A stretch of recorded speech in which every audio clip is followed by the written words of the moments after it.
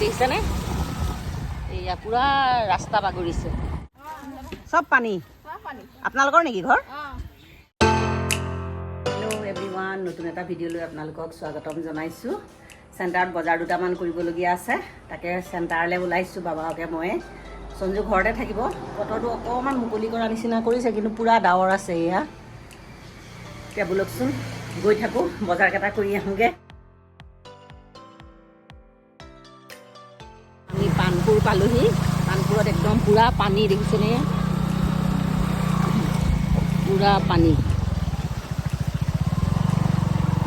পাছফালৰ পৰা একদম পুৰা পানী বাগৰিছে চেণ্টাৰলৈ আহিছিলোঁ বজাৰ কৰিবলৈ পিছত পানপুৰৰ পিনে একদম বেছি বানপানী হোৱাৰ কাৰণে এইফালে আহিলোঁ একদম পুৰা পানী বাগৰিছে ৰাস্তাৰ পৰা পানীৰ মাজে মাজে গৈ আছোঁ এতিয়া এই আছোচোন পানী পুৰা পানী চব পিনে পানী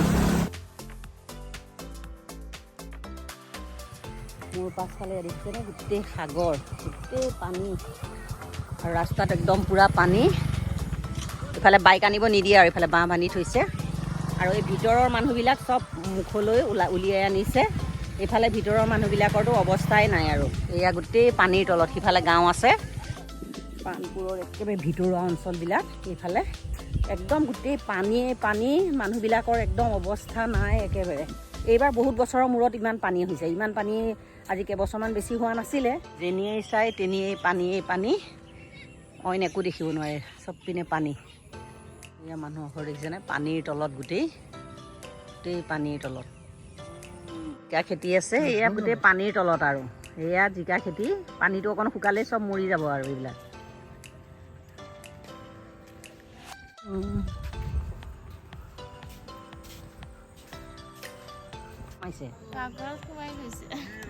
খালি থকা ঘৰটোত সোমোৱা নাই আৰু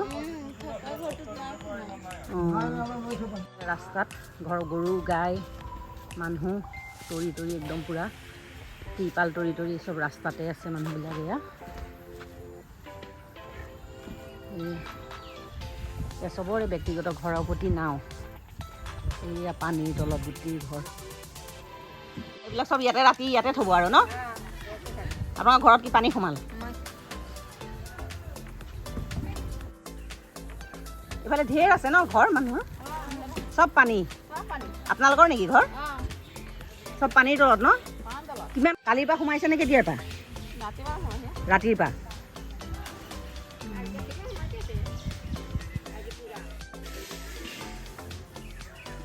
দেখাই আহোঁ বোলক মানুহবিলাকৰ বিলৈ বিপত্তি নোহোৱা হৈছে একেবাৰে কেম্পৰ পৰা মানুহ পূৰা আহি আছে পানী পূৰা ভৰ্তি হৈ গ'ল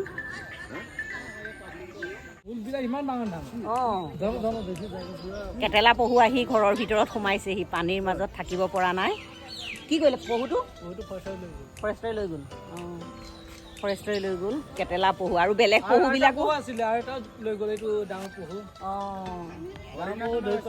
এইটো কাজিৰঙাৰ পৰা আহিছে চাগে চব কাজিৰঙাৰ জীৱ জন্তুবিলাক ওলাই এইফালে পানপুৰৰ এইটো চাইডে আহিছে এইটোৱে কাজিৰঙাই বাৰু এইটোৱে কিন্তু সেইফালৰ পৰা পূৰা আহি গৈছে আৰু জীৱ জন্তুবিলাক পানী কাজিৰঙা আগলৈ যাবই নোৱাৰে পূৰা ঘৰ বনাই বনাই এনেকৈ সকলো মানুহ এনেকৈ আছে বানপীড়িত লোকসকলে এতিয়া অকণমান আগলৈ নাযাওঁগৈ ফৰেষ্টৰ পাৰ্টি আহি আছে কেম্পৰ পৰা গোটেই পানী ধানবিলাক এই আছে বাঁহ দি বান্ধি থৈ দিছে বাৰান্দাত কিন্তু এতিয়া ৰাতিলৈ আকৌ পানী আহিলে এই বাৰান্দাত গোটেই ধানবিলাক থৈছে চব পানী খালে চব মানুহবিলাক ৰাস্তাতে বনাব আৰু তাকেতো ঘৰততো গোটেই পানীয়ে আৰু চব ৰাস্তাতে এইয়া বস্তু বাহনিবিলাক এয়া চব ৰাস্তাত দেখিছেনে গেছ উলিয়াই আনি এতিয়া বতৰটো ক'লা হৈ আহিছে আকৌ এতিয়া অকণমান গৈ থাকোঁ একদম নাওবিলাক লৈ ভিতৰত ফৰেষ্ট কেম্প আছে তাৰ পৰা একদম মানুহবিলাক আহি আছে চব বুৰ গৈছে ভিতৰত এইফালে ৰাস্তা কাণৰ মানুহবিলাকো চব বুৰ গ'ল চব ৰাস্তাত ট্ৰেইন ধৰি আছে পূৰা নাৱত মানুহবিলাক কঢ়িয়াই আছে ৰাস্তাৰ ওপৰেদি একদম পূৰা পানী বাগৰি আছে এইয়া মোৰ পিছত চাওক আমি পানীৰ ওপৰে আহি আছোঁ এইখিনিও বুৰ যাব আৰু অলপ ৰাস্তাটোত গছ হ'বলৈ অলপ আছে আৰু বেছি নাই মেটেকাই চেটেকাই পূৰা আহি গৈছে এয়া এইখিনিতেও পূৰা পানী গছ ৰাস্তা পানী ব্লক এৰিয়া পূৰা বাগৰিছে গাঁৱখন আছে গোটেই পানীৰ তলত। আমি পানপুৰৰ পৰা আহিলোঁ, আহি চেণ্টাৰত এওঁ মাছ কেইটামান লয় বোলে, কাৰণ মাছ নাপালোঁ। তাৰপিছত তেল অকণ ভৰাবলৈ আহিলোঁ, তেল ভৰাই ল'লোঁ। এতিয়া মাংসকে লৈ যাব লাগিব, সঞ্জুৱেতো মাছ নাখায়। আৰু চালানী মাছবিলাক ওলাইছে বজাৰত, চালানী মাছ আমাৰ ঘৰত নচলে। সঞ্জুৰ কাৰণে কিবা এটা লৈ যাওঁ খাবলৈ, তাকে ৰোল এটাকে লৈ যাওঁ, তাকে বনাবলৈ দিছোঁ। এয়া সন্ধিয়াটো তাক কিবা এটা খাবলৈ দিব লাগিবই, সেইকাৰণে লৈ যাওঁ। বজাৰ কৰি আহি আকৌ মাংস ল'বলৈ ৰখিছোঁ। বাবা গৈছে মাংস ল'বলৈ। বেলি চেণ্টাৰলৈ বুলি গৈছিলোঁ, যাওঁতে চেণ্টাৰতে গম পালোঁ পানপুৰত মানে ৰাতিপুৱাৰ পৰা মানে কালি ৰাতিপুৱা হুলস্থুল আৰু বিৰাট ব্ৰহ্মপুত্ৰৰ পানী সোমাইছে। তেওঁ ক'লে ব'লাচোন অকণমান কিমাননো কি হৈছে অকণমান চাই আহোঁগৈ। তাৰপিছত মই আৰু চেণ্টাৰ বজাৰ নকৰিলোঁৱে, চিধা পানপুৰলৈ গ'লোঁ। মানে ব্ৰহ্মপুত্ৰ ইমান বাঢ়িছে নহয়, আৰু আজি ৰাতি যদি কেনেবাকৈ আৰু পানী আহে নহয়, গোটেই সেয়া বুৰ যাব। আৰু মানে যিখিনি মানুহ ৰাস্তাত মানে সিহঁতে তিৰপাল তৰি আছে, তাতো মানে থাকিব নোৱাৰিব। আৰু কি হ'ব মানে ঠিকেই নাই, ইফালে স্কুললৈ আনিব লাগিব। আমিতো ইয়াত বহুত ভালত আছোঁ, মানে খালি আগফালে পাছফালে পিছল হৈছে, তাৰ বাদে অইন একো নাই।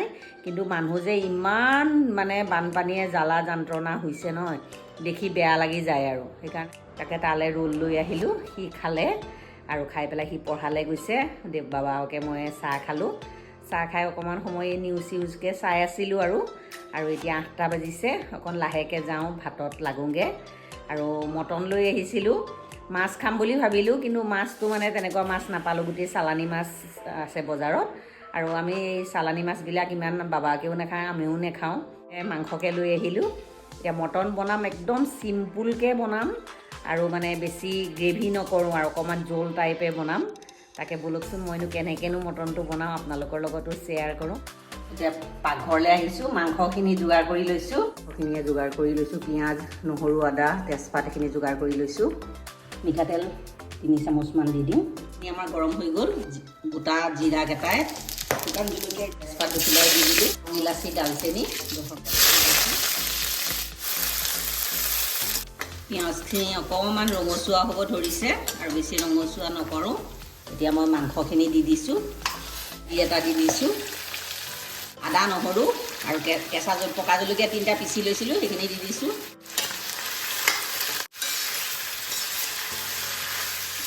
এতিয়া জোখ অনুযায়ী নিমখ দিছোঁ, জোখ অনুযায়ী হালধি, ধনিয়া গুড়া 1/2 চামুচতকৈ অকণমান বেছিকৈ দিছোঁ, সিমানেই দিছোঁ। কাশ্মীৰী ৰেড চিলি 1/2 চামুচতকৈ অকণমান কম দিছোঁ। জালুকৰ গুড়া 1/2 চামুচ দিছোঁ, আৰু অকণমান চেনি দিছোঁ। চেনিটো অপশ্যনেল, এতিয়া ভাজি থাকিম। আৰু আলু দি দিছোঁ ইয়াত একেবাৰে। এতিয়া ঢাকনাখন লগাই দিওঁ। এইটো মই ঘনে ঘনে লৰাই থাকিম, ফ্লেমটো এতিয়া মিডিয়াম কৰি দিছোঁ। মাংসখিনি মই ভাজি থকা পুৰা 10 মিনিটমান হৈ গ'ল, ঘনে ঘনে মই লৰাই আছোঁ। মই মাংসখিনি অলপ ভালদৰে ভাজিম, আৰু সেইকাৰণে মিডিয়াম ফ্লেম কৰিয়েই থৈছোঁ। এতিয়া আকৌ ঢাকনাখন লগাই, মাংসখিনি আমাৰ পূৰা ভাত খাই গ'ল। এতিয়া মোৰ মাংসখিনি ভজা হৈ গ'ল। এতিয়া মই ইয়াত অকণমান গৰম পানী দি দিম, জোখ অনুযায়ী। আৰু ইমান মই জোলটো আজি সৰহকৈ বনাম, অকণমান এইখিনি দি দিছোঁ। আৰু এইখিনি শুহিবই উতলিলে, আলু সিজিয়ে গৈছে, অলপ পনীয়াকৈ বনাম আজি তৰকাৰীখন। ঢাকনাখন লগাই দিম, 15-20 মিনিটমান মই এইখিনি উতলাই লওঁ।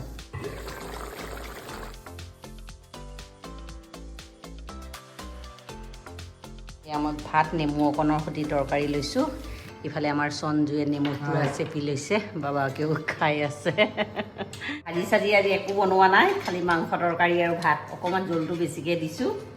এনেকৈও কেতিয়াবা খাই ভাল লাগে, জোলটো অকণমান বেছিকৈ দি। এতিয়া খাই লওঁ। আজি ভিডিঅ'টো ইয়াতে সামৰোঁ। আজি যদি ভিডিঅ'টো ভাল পায়, লাইক কৰিব, কমেণ্ট কৰিব। প্লিজ মোৰ চেনেলটো ছাবস্ক্ৰাইব কৰি দিব, কাষত থকা বেল আইকনটো প্ৰেছ কৰি অল কৰি দিব। আকৌ এটা নতুন ভিডিঅ' লৈ আপোনালোকৰ ওচৰলৈ আহিম। আজিলৈ আহোঁ, ধন্যবাদ।